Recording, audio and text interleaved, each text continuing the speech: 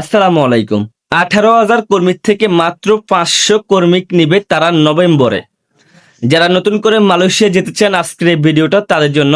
আপনারা সকলেই জানেন গত 2 দিন আগে কারণ বাজার কিন্তু একটা আন্দোলন হয়েছিল মালয়েশিয়া কলিং ভিসার জন্য, যে যারা 18,000 কর্মী যাইতে পারে নাই তারা কিন্তু ভিসা নিয়ে মালয়েশিয়াতে যাবে।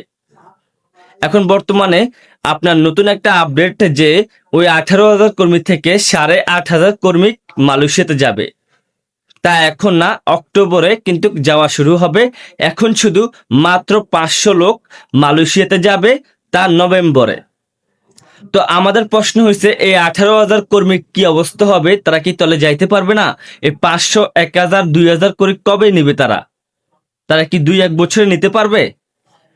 তো আমরা আবার সিন্ডিকেটে পড়ে যাব, আমরা আবার সিন্ডিকেটে হয়ে যাব, আমরা আবার দালালের হাতে চলে যাব। আমাদের কি হবে? আমরা যে ব্যাংক থেকে লোন নিছি, আমরা জায়গা জমি বেচছি, আমরা গরু বেচছি, আমাদের টাকার কি অবস্থা হবে? এজেন্সিরা কি আমাদের টাকা ফেরত দিবে?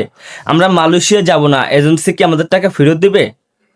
অনেকের প্রশ্ন থাকে, অনেকের অনেক রকমের প্রশ্ন থাকে, আমাদেরকে অনেকে প্রশ্ন করে। তো আজকের এই প্রশ্ন হয়েছে যে 18,000 কর্মী থেকে মাত্র 500 কর্মী তারা কিন্তু নভেম্বর মাসে নিবে, আর 8,500 কর্মী অক্টোবর মাসে নিবে। তাই অবশ্যই বুঝতে পারছেন, কেউ এখনো মালয়েশিয়ার জন্য কোনো টাকা পয়সা দিবেন না। মালয়েশিয়ার জন্য সিন্ডিকেট হইতেছে, মালয়েশিয়ার কলিং ভিসার অনেক সিন্ডিকেট হইতেছে, দালালের চক্রান্ত বেড়ে যেতেছে। তো অবশ্যই বুঝতে পারছেন, ভিডিওটা ভালো লাগলে শেয়ার করে দিন, অন্যকে দেখার সুযোগ করে দিবেন।